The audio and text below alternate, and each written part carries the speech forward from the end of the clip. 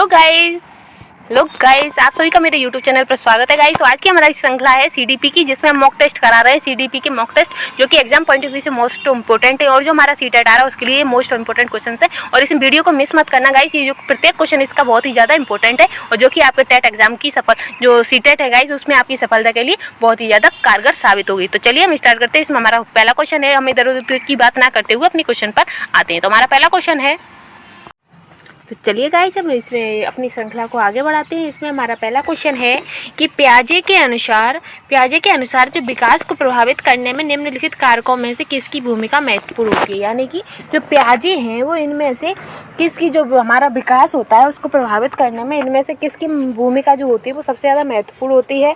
तो पुनर्वलन की, या भाषा की, या भौतिक विश्व के साथ अनुभव की, या अनुकरण की। तो किसकी गाइस क्या भाषा सबसे ज़्यादा कौन प्रभावित करता है? तो सबसे ज़्यादा प्रभावित करता है हमारा भौतिक विश्व के साथ अनुभव। जो हमारा भौतिक विश्व के साथ अनुभव होता है वो हमारे विकास को सबसे ज़्यादा प्रभावित करता है। आगे बढ़ते हैं। नेक्स्ट है कि पूर्व संक्रियात्मक काल में आने वाली संज्ञानात्मक योग्यता है। तो पूर्व संक्रियात्मक काल में गाइस आने वाली संयोगात्मक योग्यता क्या होती है? तो अभिकल्पनात्मक निष्कर्ष चिंतन होता है, या मूर्त चिंतन की योग्यता आती है, या लक्ष्य उद्दिष्ट व्यवहार की योग्यता आती है, या दूसरों के दृष्टिकोण को समझने की योग्यता आती है। तो गाइस पूर्व संक्रियात्मक काल में क्या कहते हैं, लक्ष्य उद्दिष्ट व्यवहार की योग्यता वाली संज्ञानात्मक योग्यता का विकास होता है। किसका? लक्ष्य उद्दिष्ट वाला। ठीक है गाइस, आगे बढ़ते हैं। नेक्स्ट है कि निम्नलिखित में से किस एक जोड़े का मिलान ठीक हुआ है। यानी कि इनमें से वह कौन सा जोड़ा है जिसका मिलान एकदम सही हुआ है।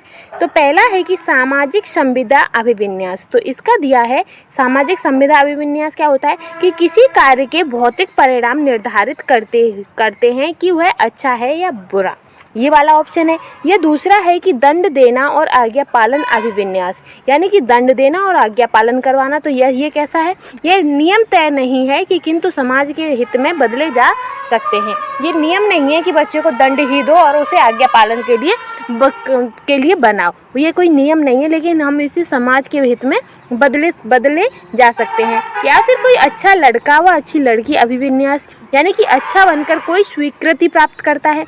यह नियम और आदेश अभिविन्यास मानवाधिकार के मूल्य के आधार पर नैतिक सिद्धांत स्वयं चुनते हैं। तो गाइस इसमें जो सबसे सही और सटीक जो मिलान हुआ है वो हुआ है कि सामाजिक संविदा अभिविन्यास। क्या? सामाजिक संविदा अभिविन्यास। तो क्या इसका मतलब क्या है कि किसी कार्य के भौतिक परिणाम निर्धारित करते हैं कि वह अच्छा है या बुरा है। यानी कि हम कोई समाज में रहते हुए कोई हम कार्य करते हैं और उस कार्य को करने के बाद जो उसके भौतिक परिणाम होते हैं वह हमें उससे पता चलता है कि यह कार्य सही था या बुरा था। तो जो क्या किस में आता है? तो ये आता है सामाजिक संविदा अभिविन्यास में। ठीक है इस आगे बढ़ते हैं। नेक्स्ट है कि वाइगोत्स्की की संस्तुति के अनुसार बच्चों की अभिगत व्यक्तिगत वाक की संकल्पना है। यानी कि जो वाइगोत्स्की हैं वो बताते हैं कि जो बच्चों की व्यक्तिगत वाक होती है, यानी कि आपने देखा होगा काफ़ी बच्चे होते हैं कि अपने आप से ही बातें करते रहते हैं, क्या या खेल खेल में अपने आप से बातें कर रहे होते हैं, या कोई काम करते हैं और उन्हें लगता है कि इस पर मम्मी डांटेगी, तो वो आपस में मुँह में कहते जाते हैं कि मम्मा डांटेगी, ऐसा नहीं करना चाहिए। तो इस तरीके की जो वो बच्चे होते हैं वो खुद से बातें करते हैं व्यक्तिगत वाक। तो उसकी संकल्पना के बारे में वाइगोत्स्की की संस्तुति के अनुसार क्या सही है? तो पहला है कि प्रदर्शित करती है कि बच्चे बुद्धू होते हैं, इसलिए उन्हें प्राणों के निर्देशों की आवश्यकता होती है। तो यह उनकी व्यक्तिगत जो बात होती है वो आपस खुद से बातें जो करते हैं तो वो बुद्धू बच्चे होते हैं इसलिए करते हैं, तो नहीं। यह स्पष्ट करती है कि बच्चे अहम केंद्रित होते हैं, या फिर स्पष्ट करती है कि जो बच्चे होते हैं वो अहम केंद्रित, यानी कि वो अपने में ही बिजी होते हैं, वो उन्हें दुनियादारी से कोई मतलब नहीं होता, वो बस अपने में ही बिजी रहते हैं, तो वो अहम केंद्रित होते हैं। यह प्रदर्शित करती है कि बच्चे अपने आप से प्यार करते हैं। यह स्पष्ट करती है कि बच्चे अपने ही कार्यों के निर्देशन के लिए भाषा का उपयोग करते हैं। तो इसका आंसर हो जाएगा कि जो वाइगोत्स्की की संस्कृति है गाइस वो स्पष्ट करती है कि बच्चे अहम केंद्रित होते हैं। जो बच्चे क्या कहते हैं खुद से बात करते हैं, तो वाइगोत्स्की ने उन्होंने ऐसे बच्चों को अहम केंद्रीय बच्चे बताए हैं। आगे बढ़ते हैं। नेक्स्ट है कि वाइगोत्स्की के अनुसार सीखने को पृथक नहीं किया जा सकता। यानी कि जो वाइगोत्स्की हैं वो कहते हैं कि जो हमारा सीखना होता है, जो हम सीखते हैं, उसे अलग नहीं किया जा सकता है। किससे? तो अवबोधन और अवधानात्मक प्रक्रियाओं से, या उसके सामाजिक संदर्भ से, या पुनर्वलन से, या व्यवहार में मापने योग्य परिवर्तन से। तो गाइस जो हम सीखते हैं उसे सामाजिक संदर्भ से अलग नहीं किया जा सकता है। किससे? सामाजिक संदर्भ से अलग नहीं कर सकते। ठीक है गाइस आगे बढ़ते हैं।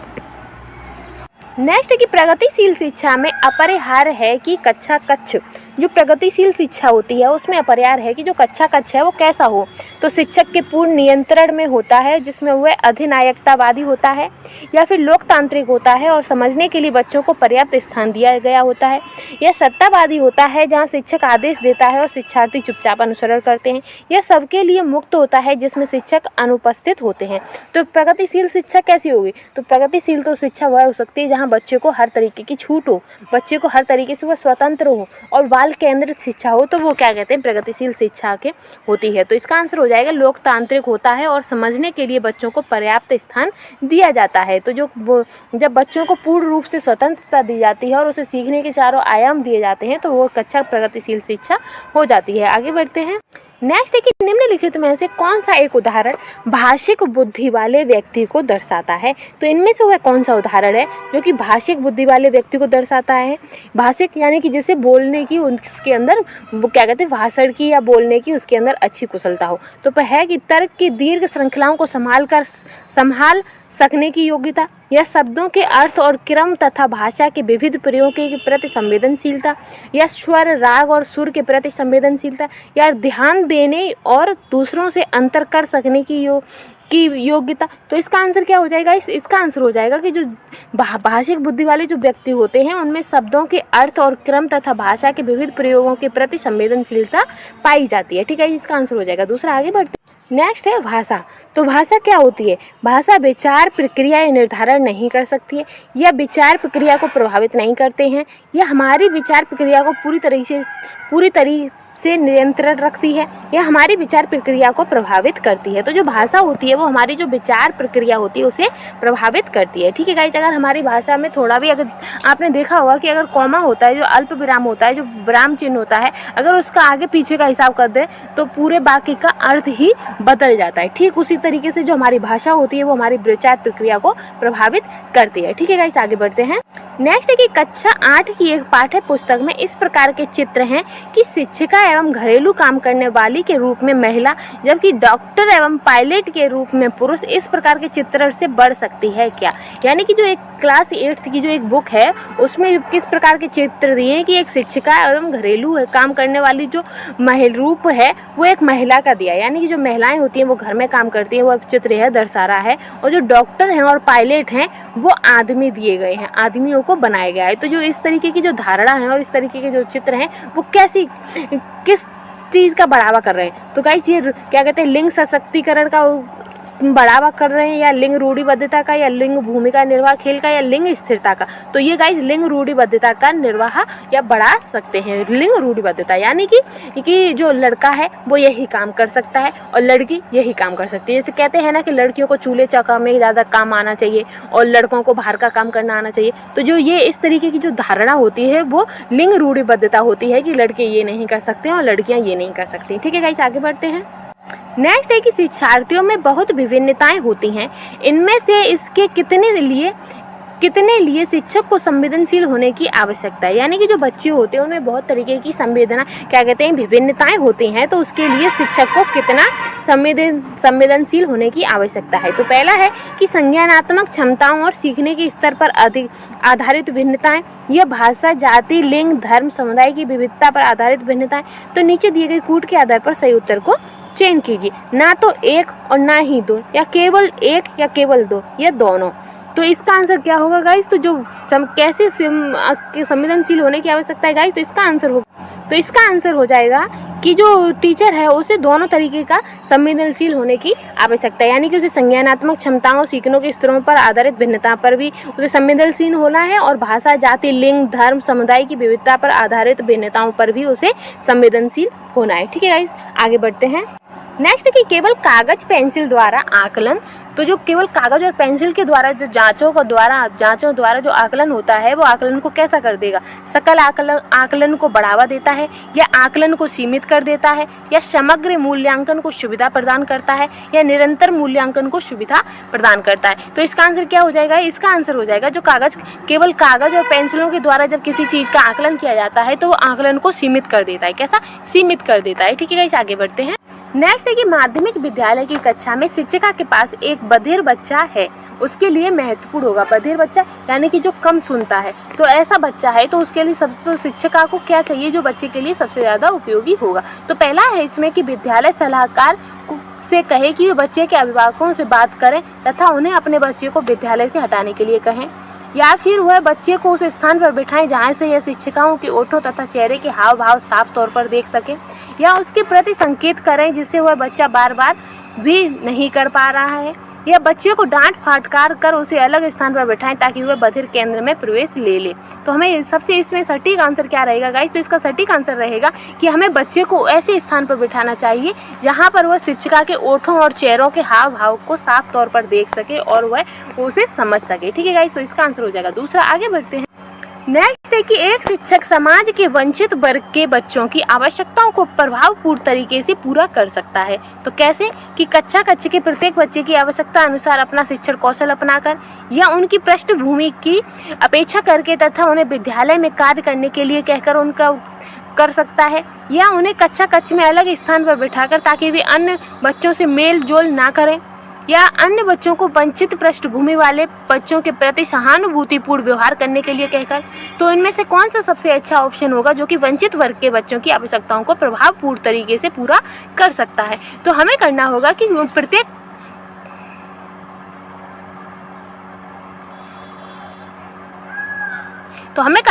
कक्षा के प्रत्येक बच्चे की आवश्यकता अनुसार हमें अपना शिक्षण कौशल को अपनाकर, यानी कि हमें ऐसा शिक्षण कौशल अपनाना पड़ेगा जो प्रत्येक बच्चे की आवश्यकताओं की पूर्ति करता हो। आगे बढ़ते हैं। नेक्स्ट है कि अधिगम निरयोगिता वाले बच्चे। जो अधिगम निरयोगिता वाले बच्चे होते हैं वो कैसे होते हैं? बहुत सक्रिय होते हैं लेकिन उनकी बुद्धि लब्धि कम होती है, या बहुत बुद्धिमान तथा परिपक्व होते हैं, या कुछ भी नहीं सीख सकते हैं, या अधिगम के कुछ पक्षों से संघर्ष करते हैं। तो अधिगम निरयोगिता वाले जो बच्चे होते हैं वो अधिगम के कुछ पक्षों से संघर्ष करते हैं, यानी कि ऐसा नहीं है कि वो समझ नहीं सकते या सीख नहीं सकते, लेकिन उनकी कुछ पॉइंट ऐसे होते हैं, कुछ सब्जेक्ट ऐसे होते हैं जिनमें उन्हें संघर्ष करना पड़ता है, ज़्यादा मेहनत देनी पड़ती है। ठीक है गाइस, आगे बढ़ते हैं। नेक्स्ट है कि शिक्षक बच्चों को सृजनात्मक विचारों के लिए प्रोत्साहित कर सकता है। कैसे? उन्हें बहुविकल्पी प्रश्न देकर, या उन्हें उत्तर कंठस्थ करने के लिए कहकर, या उन्हें प्रत्यास्मरण आधारित प्रश्न पूछकर। तो हम कैसे कर सकते हैं? जो बच्चे हैं, शिक्षक है, वो बच्चों को सृजनात्मक विचारों के प्रति प्रोत्साहित कर सकता है। कैसे? उन्हें बहुविकल्पी प्रश्न देकर, या उन्हें बहुविकल्पी तो हम क्या करेंगे? उन्हें बहुविकल्पी प्रश्न देकर। तो हम क्या करेंगे कि हम उसे बहुविकल्पी प्रश्न नहीं देंगे, क्योंकि उसमें क्या कहते हैं जो ऑप्शन होते हैं वो लिमिटेड होते हैं, और उन्हें कंठस्थ भी नहीं कराएंगे क्योंकि फिर तो रटंत विद्या हो गई। हम क्या करेंगे? हम उन्हें प्रत्यास्मरण आधारित प्रश्न पूछेंगे। क्या करेंगे? हम उन्हें प्रत्यास्मरण के टाइप से क्वेश्चन पूछेंगे ताकि हम उनकी सृजनात्मक विचारों को प्रोत्साहित कर सकते हैं। आगे बढ़ते हैं।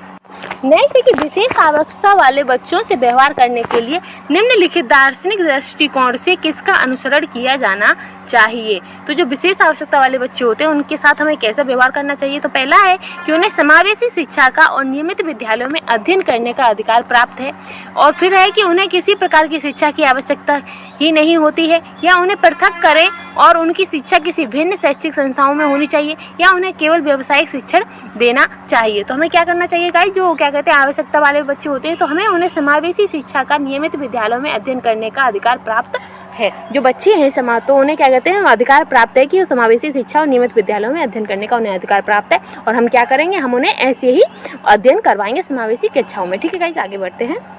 नेक्स्ट है कि अधिगमकर्ता केंद्रित विधि का आशय है। तो अधिगमकर्ता केंद्रित विधि का आशय क्या है? कि उन विधियों को अपनाना जिसमें शिक्षक मुख्य कर्ता पात्र होता है।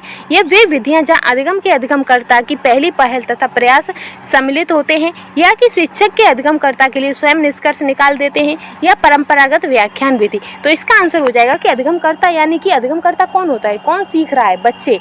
तो बच्चे यानी कि छात्र केंद्रित विधि का आशय क्या है? वे विधियां जहाँ अधिगम में अधिगमकर्ता की अपनी पहल तथा प्रयास सम्मिलित होते हैं। ठीक है, इसका आंसर हो जाएगा दूसरा। आगे बढ़ते हैं। नेक्स्ट है कि निम्नलिखित में से कौन सा एक सीखने के लिए प्रमुख है? तो इनमें से वह क्या है जो कि सीखने के लिए प्रमुख है? तो अनुकरण करना, या अर्थ निर्माण करना, या अनुबंधन, या रटकर याद करना। तो इनमें से क्या है जो सीखने के लिए प्रमुख है गाइस? तो अनुबंधन करना। क्या? अनुबंधन। आगे बढ़ते हैं। अनुबंधन मतलब एक ज्ञान को दूसरे ज्ञान से जोड़ना, हम जब किसी चीज़ को दूसरे के साथ लिंक कर करके जब याद करते हैं तो जल्दी याद हो जाता है, यानी कि अनुबंधन के द्वारा। आगे बढ़ते हैं। नेक्स्ट है कि पियाजे तथा वाइगोत्स्की के अनुसार एक रचनात्मक कक्षा कक्ष में अधिगम होगा। तो कैसा होगा कि शिक्षक द्वारा पुनर्वलन किया जाना, यह शिक्षार्थियों द्वारा स्वयं सृजित किया जाता है जो एक सक्रिय भूमिका निभाता है। यह शिक्षक द्वारा लिखवाया जाता है तथा शिक्षार्थी निष्क्रिय प्राप्तकर्ता होते हैं।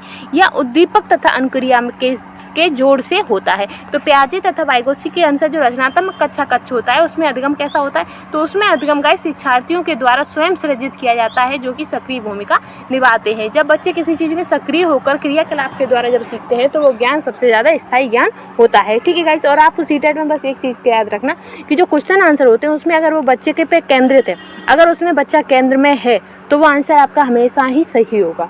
गारंटेड वो आंसर सही होगा जिसमें बच्चे को केंद्र में रखा जाएगा, और जो नेगेटिव जिसमें बच्चे का हित नहीं होगा वो नेगेटिव आंसर चला जाएगा। ये आप लीक पॉइंट लेके रख चलिए। ठीक है गाइस, आगे बढ़ते हैं। नेक्स्ट है कि निम्नलिखित में से कौन सा आधारभूत सहायता का एक अच्छा उदाहरण है जिसका आशय है कि समस्या समाधान को तब तक सिखाना जब तक शिक्षार्थी स्वयं ना कर सके। तो क्या है इसमें कि समस्या का समाधान जल्दी होने के लिए पुरस्कार देना, या उसे यह बताना कि वह बार बार प्रयास द्वारा कर सकती है, या उसे आधा समाधान किया हुआ उदाहरण उपलब्ध करवाना, या उससे कहना कि जब तक वह समस्या का समाधान नहीं कर लेती है तब तक घर नहीं जा सकती है। तो इनमें से हमें क्या करना चाहिए, जो आधारभूत सहायता का एक अच्छा उदाहरण है तो कौन सा है और सबसे अच्छा उदाहरण, तो हमें उसे बताना चाहिए कि अगर वो बार बार प्रयास करती है तो उसका हल उसे जरूर मिल जाएगा, समस्या का समाधान हो जाएगा। तो इसका आंसर हो जाएगा दूसरा। ठीक है गाइस, आगे बढ़ते हैं। नेक्स्ट है कि आपकी कक्षा में सीखने की विविध शैलियों वाले बच्चे हैं, उनका आकलन करने के लिए आप उन्हें क्या करेंगे। यानी कि हमारी जो कक्षा है उसमें जो बच्चे हैं वो विविध शैलियों के बच्चे हैं, अलग अलग तरीके के बच्चे हैं। तो उनका जब हम आकलन करेंगे तो हमें क्या चाहिए, तो हमें चाहिए कि समान अनुदेशन देंगे तथा उनके साथ बच्चों द्वारा परीक्षण में प्राप्त अंकों के अनुसार उनकी नामित करेंगे, या कार्यों और परीक्षणों के एक समान सेट देंगे, या विभिन्न प्रकार के कार्य और परीक्षण देंगे, या परीक्षण परे करने के लिए एक समान समय देंगे। तो इसका आंसर क्या हो जाएगा, इसका आंसर हो जाएगा कि हम उन्हें विविध प्रकार के कार्य और परीक्षण देंगे। क्या, जो हमारे अलग अलग बच्चे हैं, अलग अलग शैलियों के जो बच्चे हैं, हम उन्हें विविध प्रकार के कार्य और परीक्षण देंगे। ठीक है गाइस, आगे बढ़ते हैं। नेक्स्ट है कि आजकल बच्चों की गलत धारणाओं को वैकल्पिक धारणाएं कहने की एक प्रवृत्ति है, इसे कहा जा सकता है। यानी कि आजकल जो बच्चे हैं वो गलत धारणा उनके अंदर आ गई हैं और उन्हें हम क्या कह देते हैं कि ये तो सबके ही है, तो ये वैकल्पिक धारणा कहने की एक प्रवृत्ति है। तो इसे क्या कहा जा सकता है, बच्चों की समझ में सूक्ष्म भेद करना तथा और उनका अपने सीखने के प्रति निष्क्रिय रहना, यह पहचानना कि बच्चे सोच सकते हैं और उनकी सोच प्रणों से भिन्न होती है, यह बच्चों की गलतियों की व्याख्या के लिए मनोहारी शब्दों का प्रयोग करना, यह बच्चों को उनकी सोच में प्रणों के समान मानना। तो हमें क्या करना चाहिए, तो हमें करना चाहिए कि बच्चों की गलतियों की व्याख्या के लिए मनोहारी शब्दों का प्रयोग करना। कैसे मनोहारी, यानी कि जो बच्चे गलती कर रहे हैं तो हम उन्हें डांट भी रहे हैं और समझा भी रहे हैं और साथ में हम उन्हें कुछ ऐसा भी नहीं कह रहे हैं जो उन्हें बुरा लग जाए। तो हमें कैसे शब्द यूज करने हैं, हमें मनोहारी शब्दों का यूज करना है। ठीक है गाइस, आगे बढ़ते हैं। नेक्स्ट है कि निम्नलिखित में से कौन सा एक माध्यमिक विद्यालय की कक्षा कक्ष में शिक्षक की भूमिका का सर्वोत्तम उचित वर्णन करता है। तो इनमें से वह कौन सा जो शिक्षक की भूमिका का सर्वोत्तम उचित वर्णन कर रहा है गाइस, तो पहला है कि बहुपरिप्रेक्ष्य को निरुत्साहित करना तथा एक आयामी परिप्रेक्ष्य पर केंद्रीभूत होना, या व्याख्यान देने के लिए पावर पॉइंट प्रेजेंटेशन का प्रयोग करना, या चर्चाओं के अवसर उपलब्ध कराना, या फिर प्रथम स्थान के लिए शिक्षार्थियों को आपस में प्रतिस्पर्धा के लिए बढ़ावा देना। तो गाइस जहाँ ये चर्चा आ जाती है ना, वाद विवाद चर्चा, खेल कूद, तो इसमें क्या होता है, बच्चा सक्रिय भागीदारी होता है। जब कोई चर्चा होती है, जैसे स्कूलों में हम अंताक्षरी करते हैं तो वो एक तरीके से गेम है, लेकिन उसमें प्रत्येक बच्चा सक्रिय होता है। कोई गेम कराते हैं या स्कूल में क्या कहते हैं मीना मंच चलाते हैं, तो उसमें बच्चे जो होता है वो सक्रिय तौर पर भागीदार होता है। जब बच्चे सक्रिय रूप से भागीदार किसी चीज़ में होगा तो वो जल्दी सीखता है। तो हमें क्या करना है, हमें चर्चाओं के अवसर उपलब्ध कराने। कैसे, चर्चाओं के अवसर। आगे बढ़ते हैं। नेक्स्ट है कि अभिप्रेरणा और अधिगम के बारे में निम्नलिखित में से कौन सा एक कथन सही है। तो इनमें से वह कौन सा कथन सही है जो कि अभिप्रेरणा और अधिगम के बारे में सही है। तो पहला है कि अधिगम में प्रेरणा की कोई भूमिका नहीं होती है, या अधिगम तभी प्रभावी होता है जब शिक्षार्थी बाहरी पुरस्कारों का उपयोग करने से प्रेरित हों, यह अधिगम केवल तभी प्रभावी होता है जब शिक्षार्थियों में भीतरी प्रेरणा हो, सीखने की अंतर्निहित इच्छा हो। यह अधिगम केवल तभी प्रभावित होता है जब शिक्षार्थी बाहरी रूप से प्रेरित हो और बाहरी कारणों से प्रेरित हो। यानी कि जो अधिगम है, बच्चा जो सीख रहा है वो अधिगम में प्रेरणा का कोई महत्व नहीं होता, तो ये गलत हो गया आंसर। और अधिगम तभी प्रभावी हो सकता है जब शिक्षार्थी को बाहर, यानी कि बच्चा तभी सीखेगा जब हम उसे कुछ पुरस्कार देंगे।